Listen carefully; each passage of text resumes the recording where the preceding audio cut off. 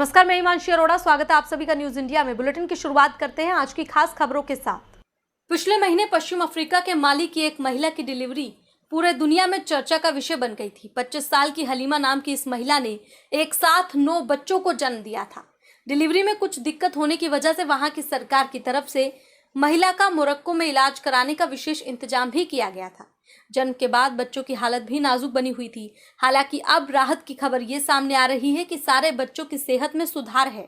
हालांकि ये 9 बच्चे अभी भी अस्पताल में भर्ती हैं। मोरक्को के इस अस्पताल ने न्यूज एजेंसी AFP को बताया कि 4 मई को एक माली महिला ने जिन 9 बच्चों को जन्म दिया उनकी सेहत अच्छी हो रही है, लेकिन उन्हें 2 महीने और निगरानी में रखने की जरूरत है। इसी के साथ रुक करते हैं अगली खबर की ओर। गुरुवार के दिन गूगल सर्च इंजन पर ऐसी घटना घटी जिससे गूगल को कन्नड़ भाषियों ने आड़े हाथों लेना शुरू कर दिया और अंत में गूगल को माफी तक मांगनी पड़ी। दरअसल गूगल पर यह सर्च करने पर कि भारत में सबसे भद्दी भाषा कौन सी है, इसके जवाब में गूगल सर्च इंजन पर जवाब आ रहा था कन्नड़।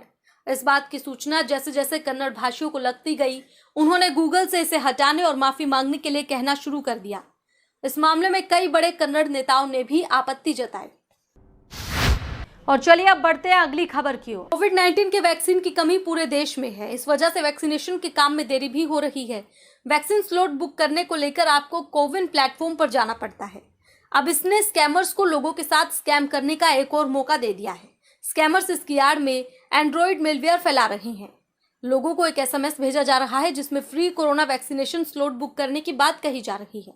SMS के साथ लिंक भी होता है। यह लिंक एंड्रॉइड मेलवेयर का होता है। जब कोई व्यक्ति इस लिंक पर क्लिक करता है तो उसके फोन में एक मेलवेयर इंस्टॉल हो जाता है। यह मेलवेयर यूजर से फोन के कॉन्टैक्ट SMS के साथ दूसरी डिटेल्स का भी एक्सेस मांगता है।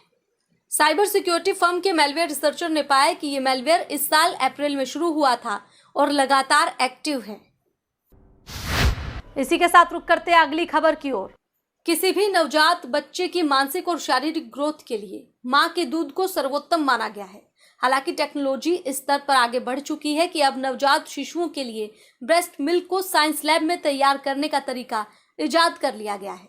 बायोमिल्क नाम के एक स्टार्टअप ने महिलाओं की स्तन कोशिकाओं से दूध को तैयार करने में कामयाबी पाई है।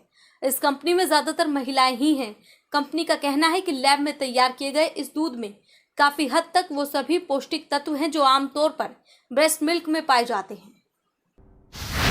और चलिए अब बढ़ते हैं अगली खबर की ओर। संगम नगरी प्रयागराज में मेडिकल कॉलेज के जरिए संचालित बड़े सरकारी अस्पताल के डॉक्टर्स पर आंत का ऑपरेशन कराने आई एक युवती के साथ गैंगरेप किए जाने का सनसनीखेज आरोप लगा है।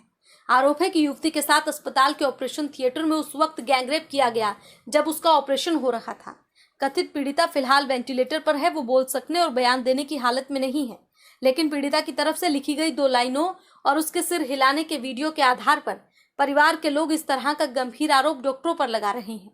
दूसरी तरफ मेडिकल कॉलेज प्रशासन ने इस आरोप को पूरी तरह से गलत और झूठा करार दिया है। हालांकि मेडिकल कॉलेज के प्रिंसिपल ने 5 सीनियर डॉक्टर्स की एक कमेटी गठित कर उसे जांच जरूर सौंप दी है।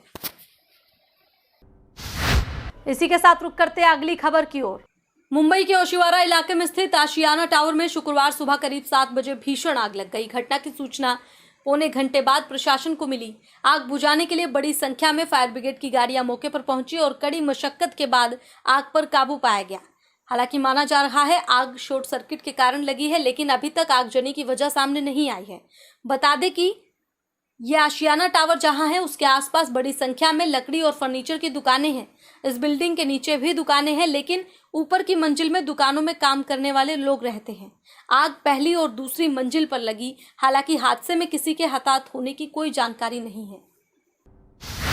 वहीं बात अब करते हैं रोहतक की। रोहतक में आपको बता दें कि प्रदेश में कोरोना के चलते 7 जून तक लॉकडाउन लगा है, तो वहीं राज्य सरकार की ओर से दोपहर 3 बजे तक दुकानें खोलने की अनुमति दी गई है। ऐसे में शहर में जाम की स्थिति को देखते हुए रोहतक पुलिस की तरफ से चालान अभियान चलाया गया, लेकिन इसके बावजूद बाजारों में लापरवाही बरती जा रही है। वहीं आम लोग पार्किंग होने के बावजूद भी अपने वाहन सड़क किनारे खड़े कर रहे हैं। इसी को लेकर पुलिस की संयुक्त टीम ने किला रोड बाजार, झज्जर मोड़, रेलवे रोड, भिवानी स्टैंड और सोनीपत स्टैंड पर बिना मास्क, बिना कागज, बिना हेलमेट वाले लोगों के चालान काटे। ASI कृष्ण चंद ने बताया कि कल और भी सख्ती बरती जाएगी। दोस्तों, आप देख रहे हैं न्यूज इंडिया और आज हम पहुंचे शांतवी चौक पे, जहां ट्रैफिक पुलिस द्वारा चालान अभियान चलाया जा रहा है।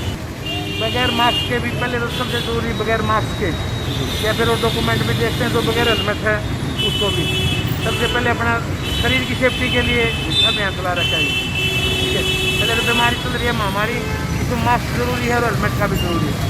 उनको उसके बाद में डॉक्यूमेंट भी देखने चाहिए। साहब इसका बारे में तो हम कुछ नहीं करें तो दिया तो डॉक्टर बताओ ये इसका को विषय से क्यों बताओ, तो ज़्यादा भीड़ में तो दिक्कत बनेगी, दिक्कत तो बनती है। इसी के साथ रुक करते हैं अगली खबर की ओर। कोरोना की दूसरी लहर का प्रकोप शहरों के साथ साथ गांवों पर भी पड़ा। वहीं गांव में स्वास्थ्य सुविधाओं और जागरूकता की कमी को लेकर पूरे प्रशासन के साथ साथ तमाम समाज सेवियों और डॉक्टरों ने भी सहयोग दिया। इसी कड़ी में आनंद चैरिटी ट्रस्ट की तरफ से भी रोहतक के आसपास के गाँव में दौरा किया गया। रोहतक के कैनाल रेस्ट हाउस पर आज आनंद चैरिटी ट्रस्ट की प्रेसिडेंट डॉक्टर संजना जोन ने प्रेस वार्ता की और बताया कि दौरे के दौरान उनको ये महसूस हुआ कि गांव में ऑक्सीमीटर, सैनिटाइजर, मास्क, इन चीज़ों की बहुत आवश्यकता है, जिसके बाद ट्रस्ट की ओर से इन चीज़ों का निःशुल्क वितरण किया गया। इसके साथ ही डॉक्टर संजना ने कहा कि इस वक्त हमें सख्ती से कोविड नियमों का पालन करने की जरूरत है। कि जब मैं अमेरिका से आई मैंने ये देखा कि रूरल एरियाज़ में सबसे ज़्यादा दिक्कत हो रहा था और मुझे ये लगा कि सब ज़रूरत था कि वहाँ तक पहुँच के उनका मदद करने का। तो हमने लाइफ ट्री फाउंडेशन, DMCI और कर्मोदया के साथ मिलके अलग अलग गाँवों में उसी टाइम पे concentrators, oximeters, PPE kits, medical facilities और जो ज़रूरत था पहुंचवाने का कोशिश किया है।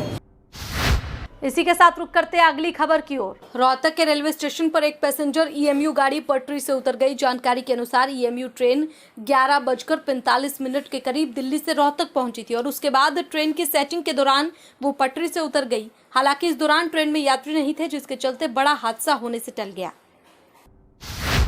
और चलिए अब बढ़ते हैं अगली खबर की ओर। रोहतक के दुल्हेड़ा माना में लावारिस डेड बॉडी मिलने से हड़कंप मच गया। जानकारी के अनुसार कुछ बच्चे नहर में नहा रहे थे तो उन्हें डेड बॉडी दिखाई दी, जिसके बाद बच्चों ने चिल्लाना शुरू कर दिया, जिसके बाद ग्रामीण इकट्ठा हुए और शव की जानकारी सापला पुलिस को दी। शव 35 से 40 साल के व्यक्ति का बताया जा रहा है, जिसकी हाइट करीब 5 फुट 6 इंच है। ये डेड बॉडी पीछे से बहकर आई है। फिलहाल पुलिस ने शव को कब्जे में लेकर मामले की छानबीन शुरू कर दी है। इसी के साथ रुक करते हैं अगली खबर की ओर। रोहतक PGI से हैरान कर देने वाली खबर सामने आई है, जहां एक कोरोना संक्रमित युवक तीसरी मंजिल से कूद गया, जिससे वो गंभीर रूप से घायल हो गया। जानकारी अनुसार PGIMS के वार्ड नंबर 24 से वीरवार की देर रात 35 वर्षीय कोरोना संक्रमित युवक छत से कूद गया, जिससे PGIMS प्रशासन में हड़कंप मच गया। सूचना मिलते ही PGI के सुरक्षाकर्मी मौके पर पहुंचे और युवक को गंभीर हालत में PGI के आपातकालीन वार्ड में भर्ती कराया गया। घटना की जानकारी मिलते ही PGIMS के अधिकारी भी मौके पर पहुंचे और मामले की जानकारी जुटाई। बता दें कि युवक को कोरोना संक्रमित होने के चलते कई दिन पहले भर्ती कराया गया था, जहां उसका उपचार चल रहा था।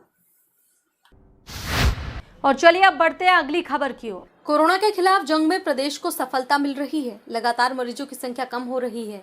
फिलहाल रोहतक PGI में कोरोना मरीजों की संख्या घटकर 95 पर आ गई है, जिनमें 33 मरीज वेंटिलेटर पर हैं। जानकारी देते हुए जनसंपर्क विभाग के कार्यकारी इंचार्ज डॉक्टर गजेंद्र सिंह ने बताया कि ब्लैक फंगस के मामलों में बढ़ोतरी हो रही है। ब्लैक फंगस के लिए विशेष रूप से 8, 11 और मनोरोग विभाग वार्ड बनाया गया है, जिसमें करीब 145 ब्लैक फंगस के मरीज भर्ती हैं। वहीं जिन मरीजों को ब्लैक फंगस के अलावा कोई अन्य बीमारी है, उन्हें उस बीमारी से संबंधित विभाग में भर्ती किया गया है। डॉक्टर गजेंद्र ने बताया कि समय समय पर सरकार की तरफ से ब्लैक फंगस के इलाज में प्रयोग होने वाले इंजेक्शन भेजे जा रहे हैं, जिन्हें तत्परता के साथ मरीजों को लगाया जा रहा है। डॉक्टर गजेंद्र ने बताया कि आज ब्लैक फंगस के 7 ऑपरेशन किए गए हैं। फिलहाल इस बुलेटिन में इतना ही, लेकिन बाकी की तमाम खबरों के लिए आप देखते रहे न्यूज़ इंडिया। नमस्कार।